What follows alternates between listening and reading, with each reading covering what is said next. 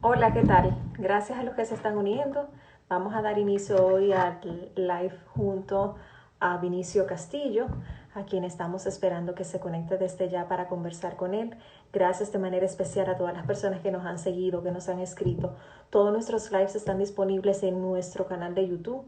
Les invitamos a sintonizar por esa vía para que puedan volver a verlos. Si tienen cualquier inquietud al respecto, no duden en escribirnos, y desde la Asociación Nacional de Jóvenes Empresarios, de verdad que les agradecemos muchísimo el respaldo que nos han brindado en esta época de pandemia en la que estas herramientas nos permiten conectarnos y nos permiten estar cada vez más cerca. Ahora estoy conectando con Vinicio, quien vamos o con quien vamos a conversar esta tarde, y de verdad que agradecerles a todos el respaldo nuevamente. No nos vamos a cansar de agradecerles. Ahí está. Hola Vinicio, ¿cómo estás? Hola, hola, muy buenas tardes a todo este gran público de Ángel y a todos los amables amigos que estén en línea por las redes sociales. Para mí es un gran honor estar esta tarde con ustedes y presto a responder sus inquietudes. Genial, de verdad que sí. Te agradecemos muchísimo tu tiempo. Y bueno, para iniciar me presento. Mi nombre es Sol Disla, soy la directora ejecutiva de la Asociación Nacional de Jóvenes Empresarios, y esta iniciativa de conversatorios Instagram Live a través de esta plataforma, Ángela viene desarrollando en medio de un contexto muy importante e interesante, que es este contexto de la pandemia del COVID-19, como una respuesta inmediata a las inquietudes que podamos tener en medio de tanta incertidumbre. De verdad que nos sentimos muy agradecidos de todos los políticos y personajes y especialistas que se han dado la cita a través de esta plataforma, y obviamente de ustedes que siempre nos acompañan. Muchísimas gracias, de verdad. Y vamos de inmediato a arrancar. Inicio, ¿qué tal? ¿Cómo no? ¿Cómo no? ¿Cómo no? Lo primero, felicitar a Ángel y a ustedes por esta labor tan importante para el país en un momento tan difícil por el que atravesamos todos, en una crisis sin precedentes en la historia de la humanidad y de la República Dominicana, donde tenemos ya más de un mes una cuarentena, de nosotros en nuestra casa, y con más de 700.000 personas, empleados formales suspendidos, sin posibilidad de percibir sus salarios, con más de millones de personas con trabajadores informales, parados también por esta crisis, con el 80% de las empresas y negocios cerrados, forzados por esta situación. Es algo que nosotros nos parece, meses atrás nos hubiera parecido una película de terror, de ciencia ficción, porque yo creo que la humanidad no estaba preparada ni remotamente para lo que ha estado viviendo en los últimos 90 días. Y Así nosotros no es. somos la excepción. Así es, nos ha cambiado completamente. De verdad que agradecemos tu motivación. Para la asociación siempre será un compromiso importante catalizar ese pensamiento de los jóvenes líderes empresarios, y efectivamente estar y dar la mano y el espaldarazo en momentos críticos como este, en momentos de trascendencia, en momentos históricos, siempre ha sido parte de la característica de Ángel y siempre lo seguirá siendo. Vamos a entrar en materia. Aspiras Correcto. al Senado del Distrito Nacional, una plaza sumamente importante, una plaza muy demandada que tiene una fuerte influencia en el resto del Congreso Nacional, precisamente por la dinámica empresarial que se da en el distrito, por la cantidad de población que tiene, y bueno, pues porque el tejido empresarial principal del país se encuentra en el Distrito Nacional. La perspectiva tuya en relación al impacto que ha tenido el COVID-19 justamente en la demarcación del Distrito Nacional, donde al día de hoy tenemos unos 1.337 casos acumulados, y efectivamente el número más alto de todas las provincias del país. Sí, nosotros tenemos una situación muy difícil, eh, tanto en el Distrito Nacional como en todo el país. y lamentablemente no tenemos al día de hoy una noción clara de cuál es la situación real en la República Dominicana de esta pandemia. Porque tal y como yo lo he venido denunciando, lamentablemente las estadísticas que se nos están dando no están reflejando la realidad de lo que está ocurriendo en nuestro país. Oí en estos días al doctor Jesús Pérez Iglesias, que es una autoridad en esta materia, decir que había muchos más casos de infecciones que lo que la autoridad estaba diciendo. ¿Por qué? Porque no se están reportando los resultados de las pruebas rápidas. Hasta el pasado viernes que el presidente de la República pronunció un discurso a la nación, el país no sabía que se estaban haciendo pruebas rápidas por miles, porque en los partes diarios que da el Ministerio de Salud Pública simplemente se nos estaba dando el tema de las PCR y era mucho menor, unas 13.000.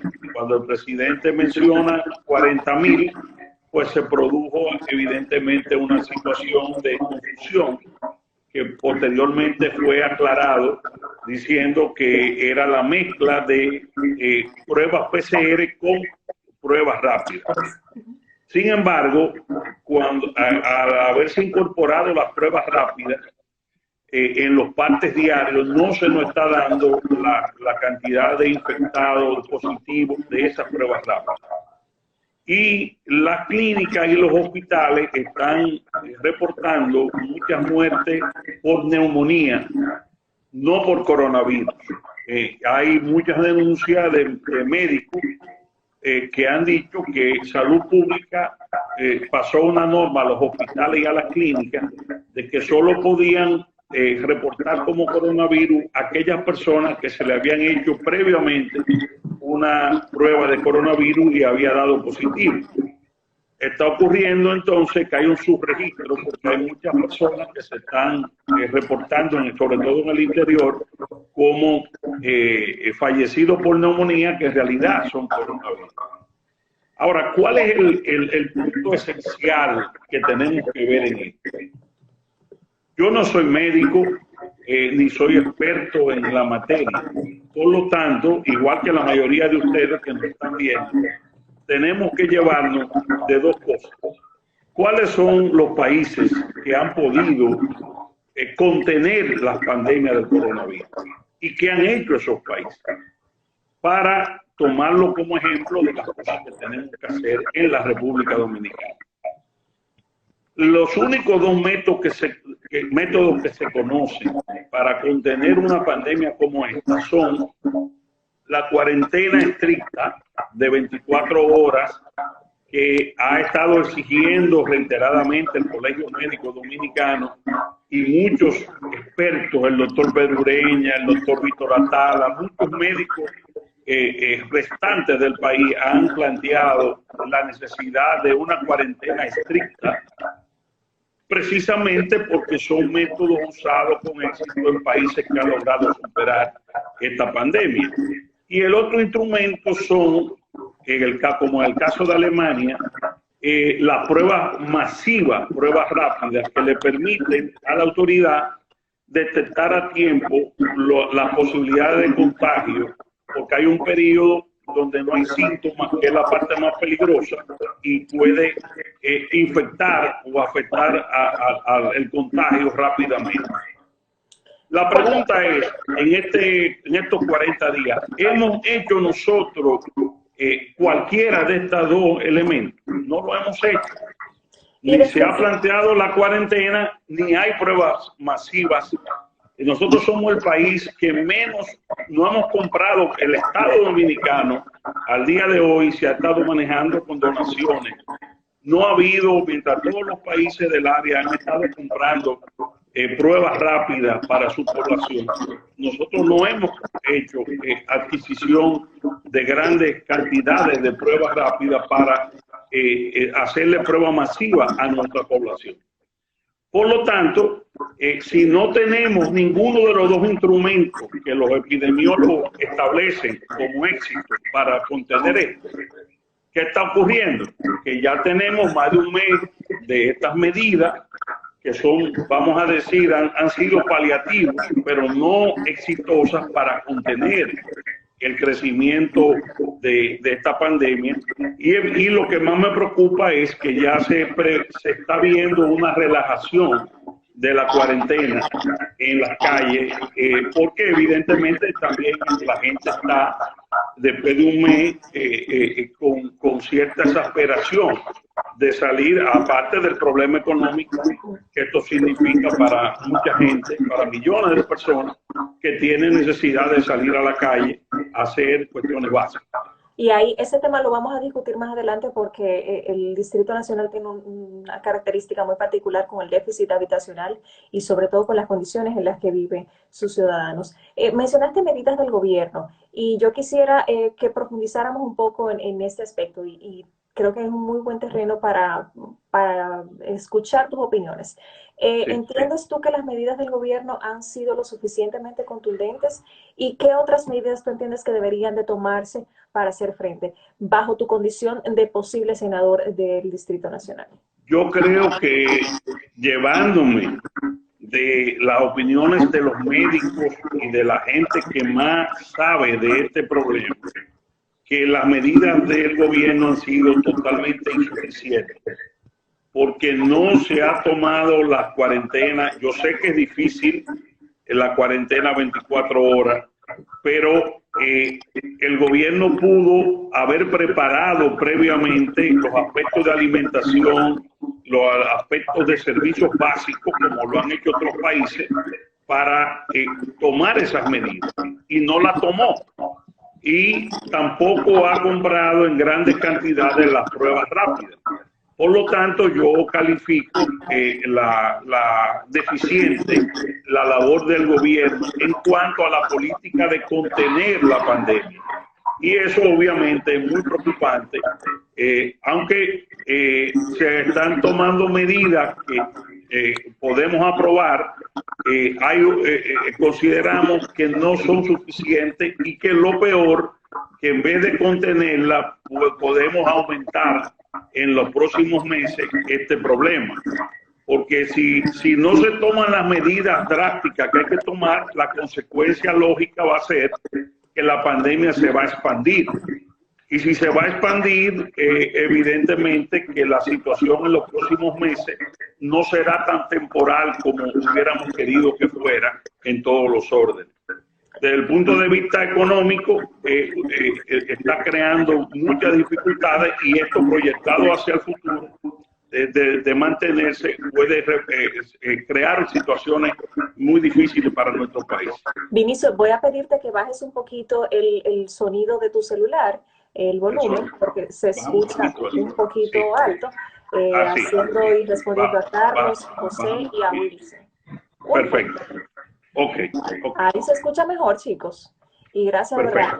Tu audiencia está definitivamente muy concentrada en lo que nos estás compartiendo. Y voy a pasar justamente a otro plano interesante en el cual el rol del senador tiene una preponderancia muy importante, y es justamente con las pymes.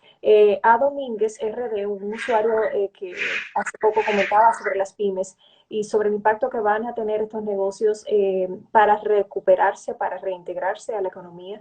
¿Qué labor desde el Senado entiendes que debería de proponerse? ¿Qué leyes tú estarías a favor de proponer en relación a las pymes? Y justamente, quizás, ¿cuáles medidas tú estuvieses promoviendo para ayudar a estos micro, pequeños y medianos empresarios? Mira, definitivamente la economía nuestra está siendo afectada, y las pymes, las pequeñas y medianas empresas, los pequeños y medianos negocios, son obviamente las más vulnerables a una situación como esta. Y tan pronto esto pase, y dentro de esta crisis, ese es un sector fundamental de la economía que debe ser auxiliado de emergencia por el Estado dominicano, independientemente de leyes que tengamos y que vamos a impulsar si llegamos al Senado.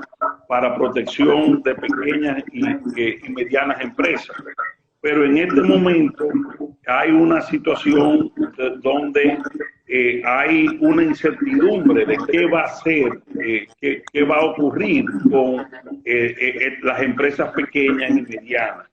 Y nosotros entendemos que es al gobierno que le toca en esta emergencia ayudar a las empresas. Obviamente hay muchas formas de ayudar. Yo creo que el tema de la liquidez bancaria a tasas preferenciales es fundamental, porque el oxígeno de estas empresas va a ser y es la liquidez que puedan disponer para reabrir sus operaciones, que va a quedar. Y lo otro, el tema del consumo. El consumo, que es básico para que estas empresas puedan echar hacia adelante. Porque el problema mayor es que tenemos un tema de consumo parado o que va a frenar en seco. Y para tú reactivar las pymes y todas las empresas del país, necesita mover la economía. Y para eso se va a necesitar todo un plan que tiene que ver con una ejecutoria del gobierno. Yo propongo y quiero usar este escenario. Antes de tu propuesta, Vinicio, déjame ver si es cierto. En tu casa alguien está viendo el live que me dicen que se sigue escuchando un eco. Si hay alguien viendo el live desde tu casa, vamos a pedirle que se mueva. O en su defecto, que cierren los celulares que tienen cerca, el sonido, vamos a ver, tienen que reiniciar. No, ahora mismo no tenemos celulares abiertos. Ah, bueno, pues perfecto. Yo creo que ahora se escucha mejor. Y dime tu propuesta. Yo quiero, fíjate, ¿qué es lo que tenemos que hacer? Esta crisis nos ha tomado al final de un gobierno, de un mandato constitucional. Al presidente Danilo Medina le quedan 114 días en el Palacio Nacional. Es un gobierno que está terminando.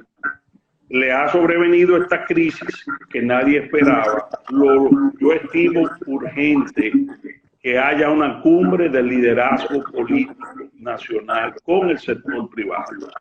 Y quiero hacer un llamado al sector empresarial, a Ángel, al CONEP, a toda la clase empresarial, de asumir un liderazgo en promover ese encuentro cuanto antes. Porque una crisis de esta magnitud como la que tenemos de frente no se va a resolver si no es con una fuerte unidad nacional y una estrategia nacional que incluya todos los sectores. ¿Y qué ocurre? Que cualquier medida que el presidente Medina tome en términos económicos siempre va a estar condicionado a quien asuma el mando de la presidencia de la República el 16 de agosto. Por lo que lo correcto es, y lo ha pedido tanto el doctor Leonel Fernández como el Luis Abinader y los demás candidatos, es que se produjera un gran encuentro para que nosotros como país unidos, sin diferencias políticas, podamos asumir a grandes rasgos cuáles son las estrategias para, desde el punto de vista económico y social, enfrentar este reto. Porque uno de los candidatos presidenciales será el próximo presidente el próximo 16 de agosto. Entonces son 117 días dentro de los cuales nos encuentran en medio de la crisis. El sector empresarial también, cualquier paquete económico de estímulo, cualquier política de estímulo para esas mismas empresas pequeñas y medianas, va a necesitar una estrategia de país que hagamos todos juntos, no importa nuestra diferencia política. Pero lamentablemente no se ha podido articular ese encuentro. Y yo quiero y es una de mis propuestas en este escenario de Ángel, pedirle al sector empresarial asumir un liderazgo cuanto antes, porque esto nos concierne a todos. Nos concierne a los políticos, a los que aspiramos, pero nos concierne a los empresarios que tienen sus empresas y que obviamente están preocupados. Hay un tema de confianza que va a ser clave para una vez esto pase, poder hacer fluir la inversión privada, que es fundamental para reactivar la economía, aparte de lo que el gobierno puede hacer, y de inversión extranjera. Pero todo eso tenemos nosotros que lograrlo con una estrategia de país, no cada partido jalando para cada lado, cada quien por su lado. En el plano particular mío, quiero decirte que yo, una de las propuestas fundamentales legislativas que voy a impulsar si llego al Senado es el 4% para la salud. Sí. En la ley de estrategia de desarrollo nacional que se aprobó ya hace unos años, estaba previsto que para el 2020, para este año, debiéramos de tener un 4% del PIB dedicado a la salud.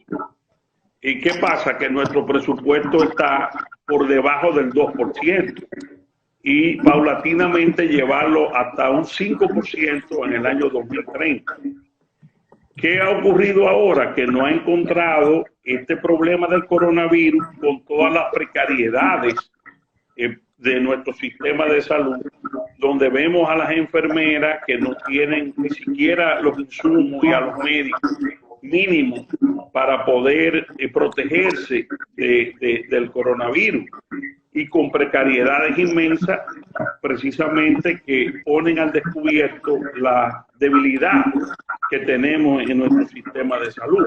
Ya que tocas ese va a ser uno de los puntos importantes legislativos ya que me correspondería a mí como legislador impulsar, que así como se hizo una gran campaña por el 4% para la educación, debemos de hacer una campaña del 4% para la salud pública. Voy a volver luego al tema tributario, pero ya que mencionas el tema salud, el estudio de McKinsey que revela recientemente que los países que más rápidamente van a recuperarse, que tendrán quizás más resiliencia ante esta pandemia, van a ser países cuyo sistema de salud pública sean lo suficientemente robustos. Número uno, para hacer pruebas y para atender las emergencias, pero también habla de sistemas integrales, dígase sistemas que tengan unidad de cuidados intensivos que sean robustas, que tengamos un sistema de salud a todos los niveles y para todo tipo de públicos, vulnerables o no, ancianos, niños y demás, con una alta efectividad. Y efectivamente, valga la redundancia, esta pandemia nos ha puesto en evidencia de muchas oportunidades que tiene el sistema de salud local nuestro. ¿Cuáles iniciativas tú entiendes que vas a proveer desde el Senado, además de la que ya me mencionaste? El contrapeso es fundamental en el Congreso. Una de las quejas que yo tengo con el actual Congreso y el actual Senado, la República, precisamente es que su papel de contrapeso no existe. No hay una fiscalización de los recursos que se están proveyendo para esta emergencia. Esa es una labor del Congreso Nacional. El que me favorezca con su voto el 5 de julio debe saber que ese papel de contrapeso y fiscalización, no importa quién sea el presidente, incluyendo si fuera a quien yo estoy apoyando, el doctor Leonel Fernández, yo voy a jugar ese papel de contrapeso en cuanto a poder desde el Congreso Nacional hacer una labor que es la que le corresponde al Congreso. Te voy a poner este ejemplo. El presidente Danilo Medina logró una ley de excepción en el Congreso para enfrentar esta crisis. Se supone, conforme a lo que dice nuestra Constitución, que debe haber una comisión del Congreso que le dé seguimiento a todo lo que tiene que ver con esta emergencia. Y las compras multimillonarias que se están haciendo, se van a manejar 30.000 millones de pesos en esta crisis, dijo el mismo presidente. Se van a tomar 650 millones de dólares al Fondo Monetario Internacional y 150 millones de dólares más al Banco Mundial. Todo eso tiene que ser fiscalizado por el Congreso Nacional, que está desertando de su papel vital de fiscalización. No hay una fiscalización de esos recursos ni de las cosas como se están haciendo.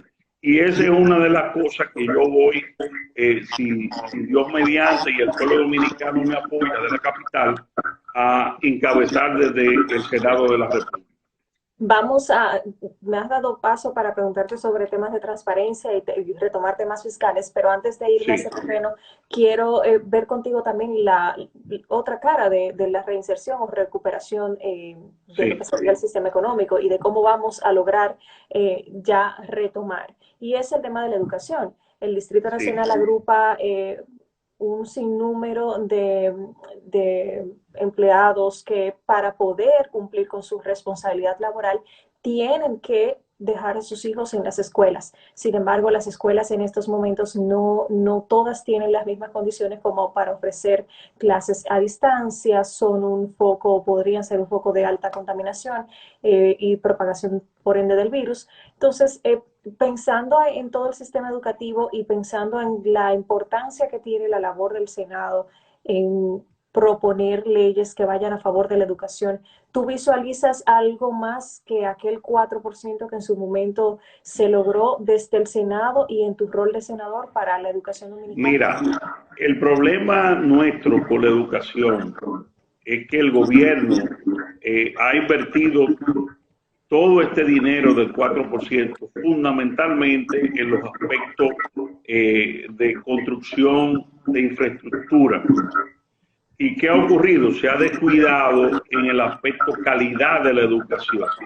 Por eso todas las mediciones que se han hecho, lamentablemente, de la calidad de nuestra educación son desastrosos. Hay que decirlo abiertamente. En términos de calidad, lo que hemos es retrocedido a pesar del 4%.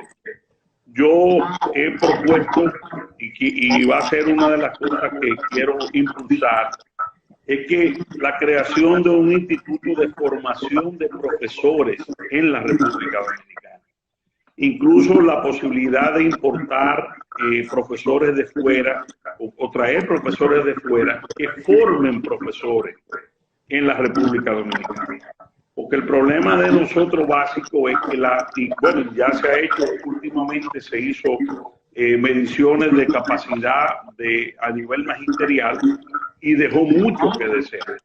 Yo sé que es un tema que puede traer, diríamos, dificultades con los gremios, con el gremio de profesores, pero no va a haber forma de ayudar a elevar la calidad de la educación si no invertimos dinero, muchos recursos en la formación de los profesores, independientemente del tema, que es otro tema fundamental que va junto con esto y va a ser una de mis propuestas, que es el tema de declarar el Internet como un bien público universal al que hay que quitarle todo el tema de los impuestos a los servicios del Internet. Porque cada día más los muchachos, los estudiantes, el mundo gira alrededor del tema del Internet. Y todo el mundo, mira, esto mismo que estamos haciendo nosotros, hasta hace unos años hubiera parecido algo del futuro, muy lejano. Sin embargo, el mundo incluso ha podido sobrevivir mejor esta crisis por el tema de la conexión vía Internet. Nosotros tenemos una de las tasas más altas de impuestos para el servicio de Internet. Y eso va ligado también para que nuestros alumnos y nuestros jóvenes puedan también accesar de una forma mucho más económica a todo lo que es el conocimiento. No solo ya en el colegio, en las escuelas, con los profesores, sino tener el acceso al Internet y poder estar conectados con este mundo nuevo que estamos viviendo. Ese va a ser uno de los elementos también esenciales. Aquí creo que debemos también, y va a ser una de mis prioridades, crear una industria del software. Aquí hay muchos ingenios, mucha capacidad en jóvenes que hemos visto, que lo único que les falta es que el Estado tenga una política real de crear las condiciones, los incentivos del lugar para crear una industria del software en la República Dominicana que pueda también estar conectado con el exterior. Otro elemento que quiero enfatizar es el tema de la seguridad de alimentación. Nuestro sector productivo, que ustedes saben que no solamente hemos sido autosuficientes a nivel de alimentos para nuestro pueblo, sino para 5 o 6 millones de turistas que venían hasta hace muy poco a la República Dominicana. Esa capacidad de producción, el Estado dominicano tiene que proteger celosamente el sector agropecuario en este momento, porque es un sector estratégico, porque la secuela de esta crisis en los próximos meses va a reflejar un problema de alimentación en el mundo. Y nosotros, gracias a Dios, por las condiciones que tenemos de nuestra tierra y de nuestra tierra fértil y las infraestructuras que tenemos, nos permiten, con la ayuda del Estado, obviamente, y el auxilio del Estado, poder tener esa parte de la seguridad alimentaria y priorizar el sector de la producción agrícola, que va a ser un elemento fundamental para salir de esta crisis. Vinicio, cuando mencionaste el Internet y veo la oportunidad aquí para preguntarte por el teletrabajo, que la cuarentena nos ha llevado a tener estas herramientas como herramientas para hacer frente a la crisis, para responder a nuestras responsabilidades laborales, para estar al día. ¿De qué manera, de qué forma pudiésemos ver tu opinión como posible electo senador en relación a lo que el país necesita en materia de actualización de leyes laborales para considerar quizás la modalidad del teletrabajo como una nueva forma de hacer una vida profesional? Evidentemente que el mundo está girando hacia cada día más al teletrabajo. Argentina tiene ya más de 1 millón de empleos vía teletrabajo. Colombia está avanzando mucho en América Latina. Se están cada día más eficientizando los sistemas para que las personas puedan trabajar sin la presencia, en aquellos trabajos que lo permitan, obviamente, sin la presencia física en la empresa. Hay incluso sistemas ya, software que te permiten al empleador tener un control de la calidad del trabajo y de que el empleado rinda su función, porque no es tener una computadora prendida, ya hay todo un avance tecnológico para medir el rendimiento del trabajador y la empresa estar también, poder medir el rendimiento del trabajo para el cual esa persona ha sido contratada. Obviamente, al ser una consecuencia de un cambio tecnológico, nuestra legislación tiene que adaptarse también a cubrir esos aspectos.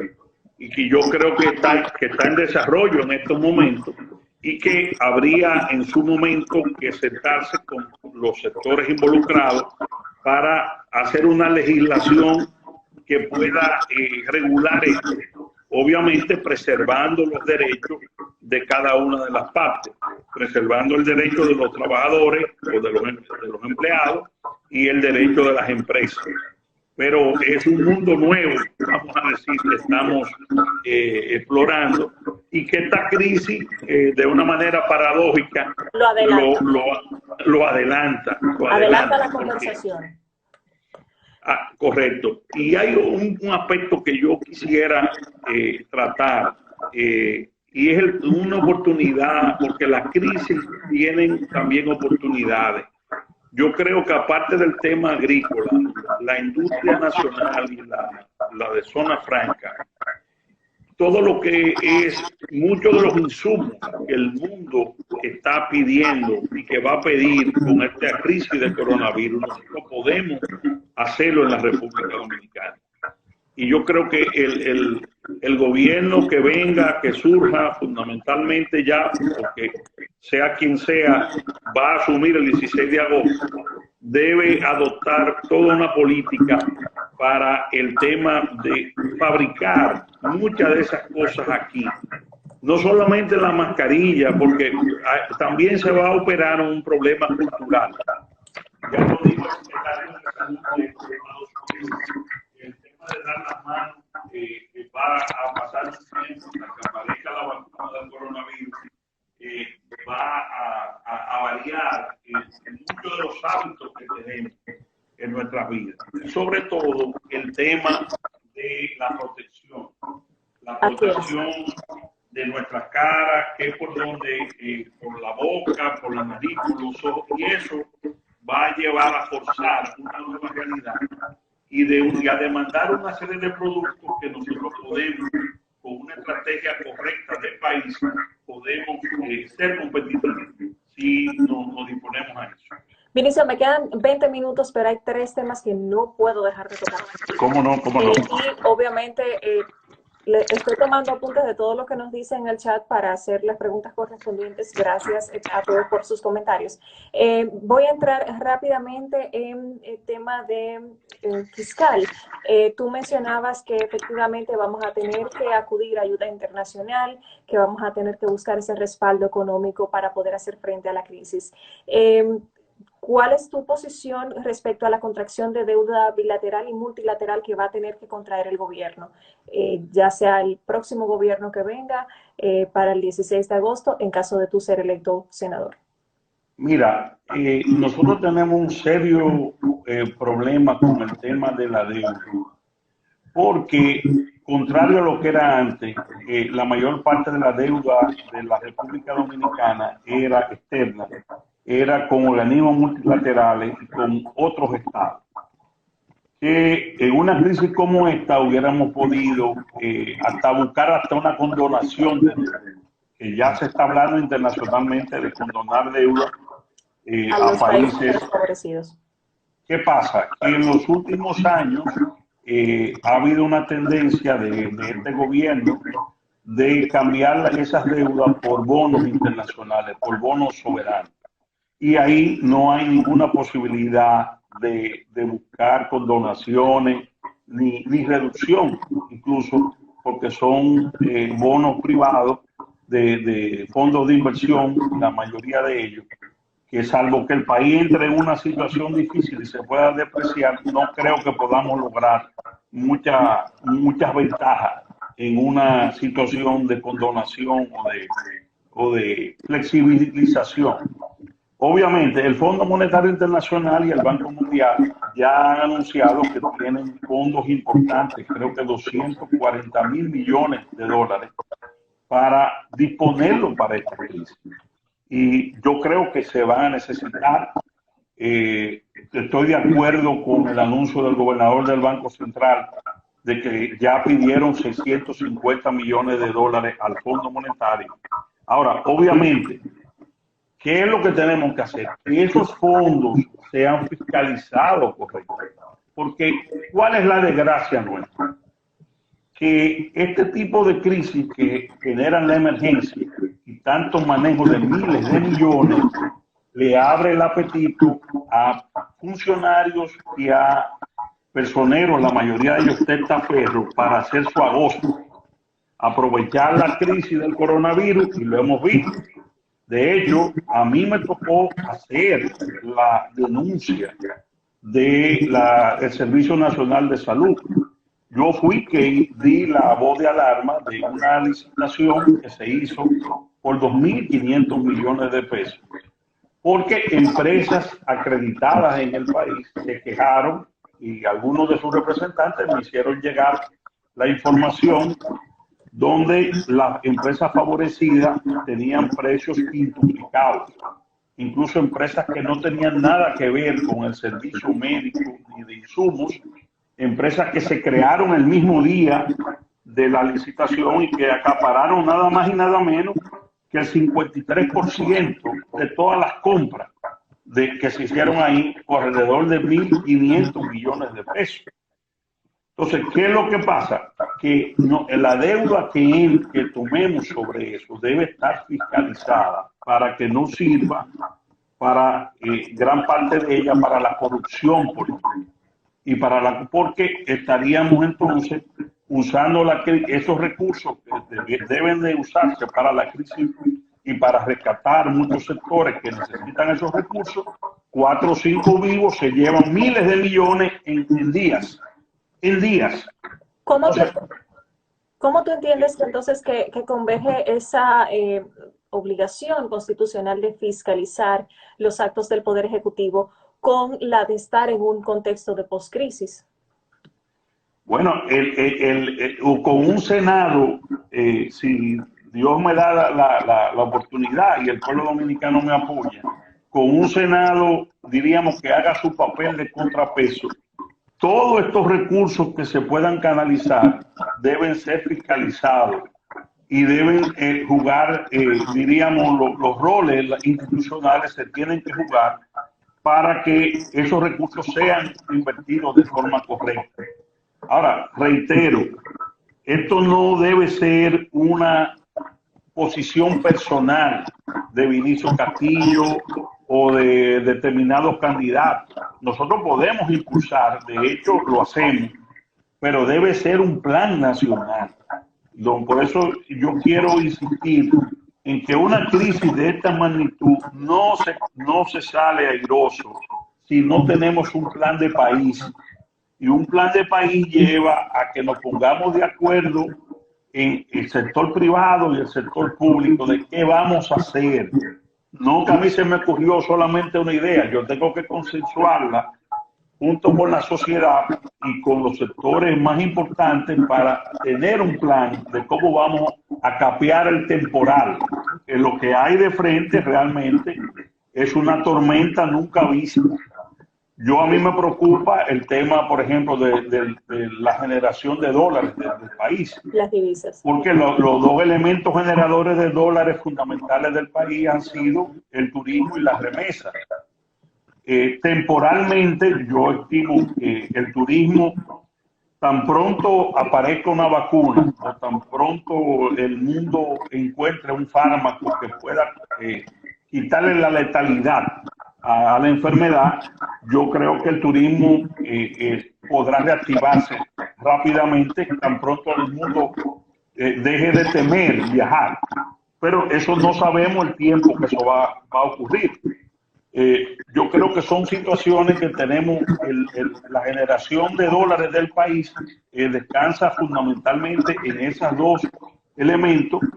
Y si le sumamos el tema de la confianza, por eso es tan importante la reunión de liderazgo político, porque si tú le sumas el problema del turismo, el problema de la remesa, a un problema político que se puede ver en el horizonte, a un problema institucional, tenemos una elección del día 5 de julio, todo el mundo con razón se pregunta, ¿la vamos a poder hacer?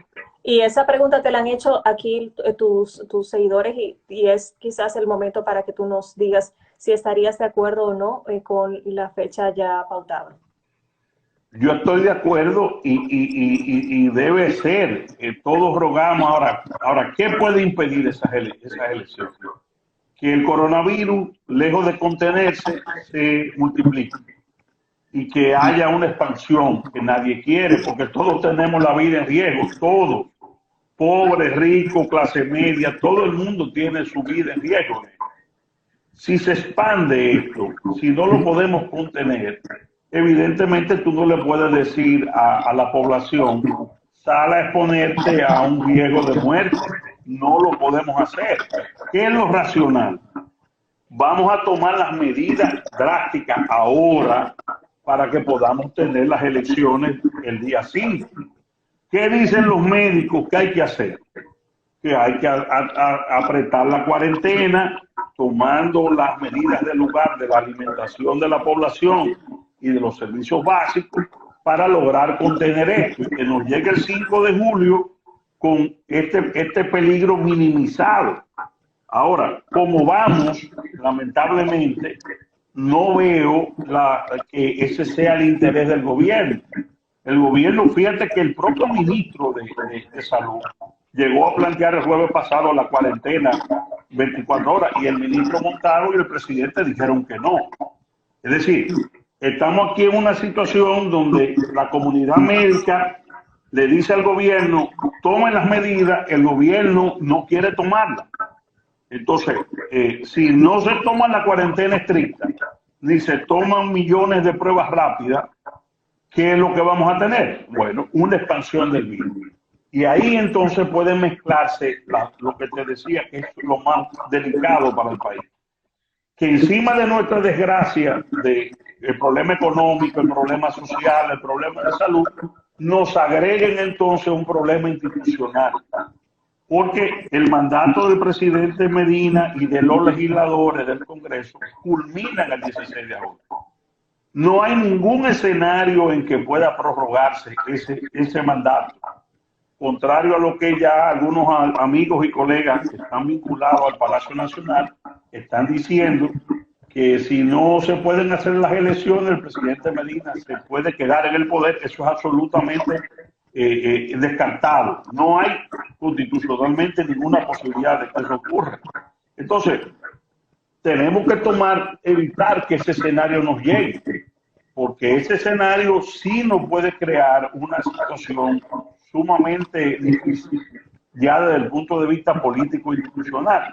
Por eso yo reitero, la reunión debió de darse ya entre el presidente Medina, Leonel Fernández, que es el activo más importante a mi juicio que tiene el país, porque ha sido 3 veces presidente, el dominicano de mayor relación internacional y el que más experiencia ha tenido en lidiar con crisis económicas anteriormente, como en el 2004, Luis Abinader, el mismo Gonzalo Castillo, el candidato de Danilo Medina. Uno de ellos 3 se supone que será el presidente de la República el 16 de agosto.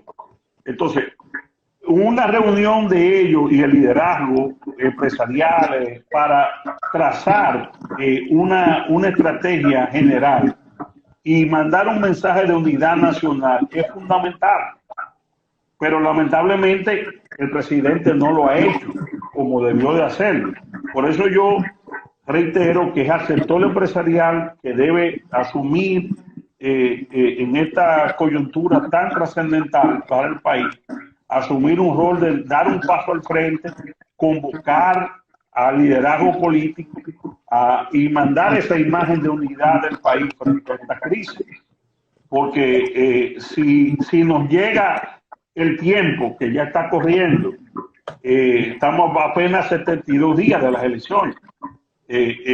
Si nos llega ese problema sin un criterio de unidad nacional, pues puede haber problemas muy serios en la República Dominicana que nadie quiere.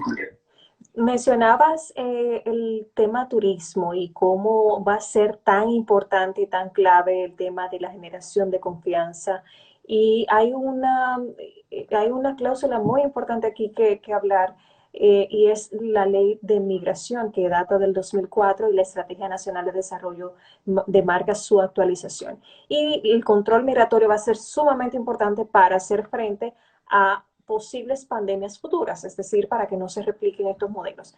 Yo sé que eres un abanderado del tema y lo han puesto en el chat, y en estos 5 o 10 minutos que nos quedan, no quisiera dejar de abordarlo para entender cuál es tu posición al respecto. El tema migratorio es fundamental. Incluso yo quiero aprovechar esta ocasión para decir que estoy totalmente de acuerdo con algo que planteara nuestro amigo Celso Marrancini dentro de las medidas urgentes que necesitaría la economía para relanzarse post-coronavirus, que es una gran inversión del Estado en la industria de la construcción.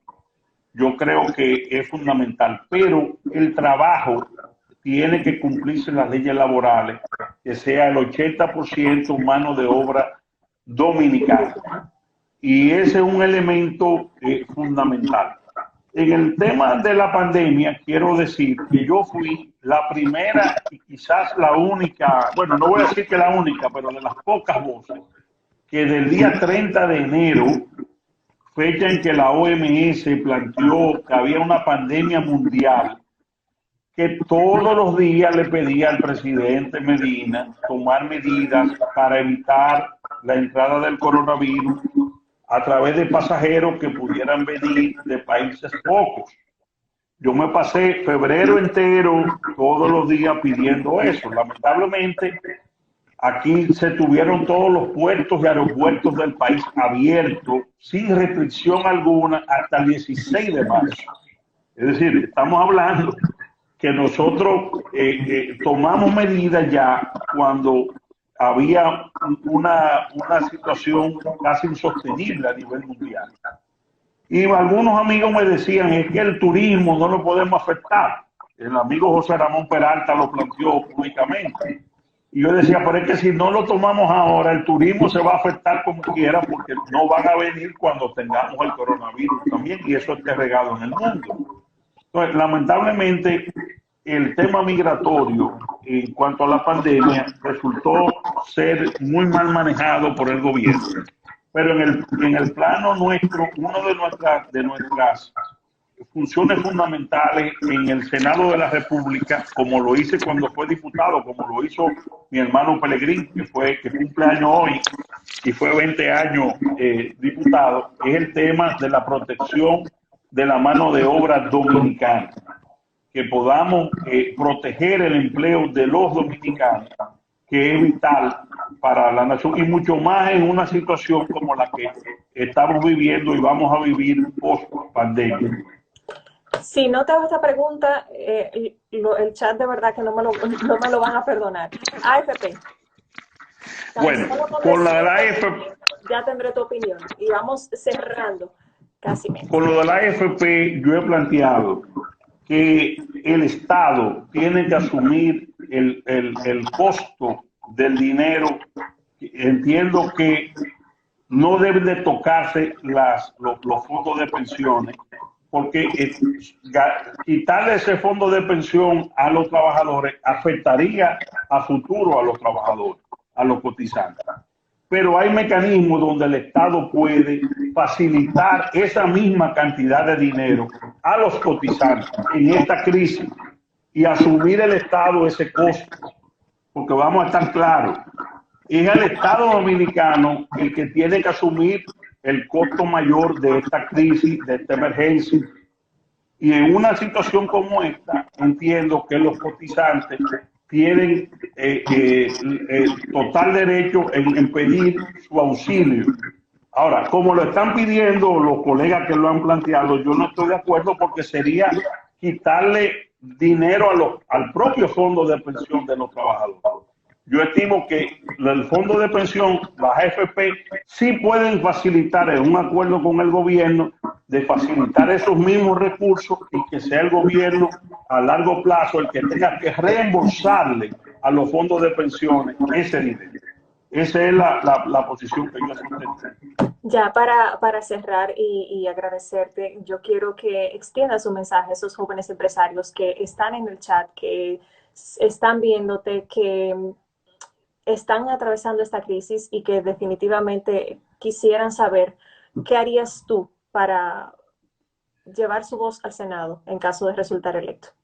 Lo primero, le pido que la fe hay que mantenerla, hay que mantener un optimismo en el futuro del país y en el futuro de que Dios nos va a dar la oportunidad de superar a todo esta grave situación, y a las empresas que están en este momento también en una incertidumbre, también podremos en un plazo que esperemos que no sea largo, superar como históricamente lo hemos superado, y que en el caso de mi elección posible en el Senado, si yo resulto electo, los jóvenes empresarios pueden estar seguros de que yo seré un gran aliado de la empresa privada. Soy un abanderado de que es el motor de la economía.